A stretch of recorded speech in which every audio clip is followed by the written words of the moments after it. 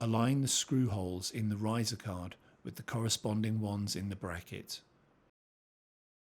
Fasten the 2 screws to secure the riser card to the bracket.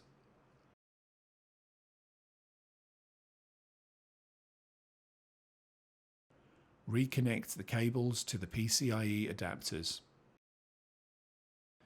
Reinstall the PCIe adapters on the riser card.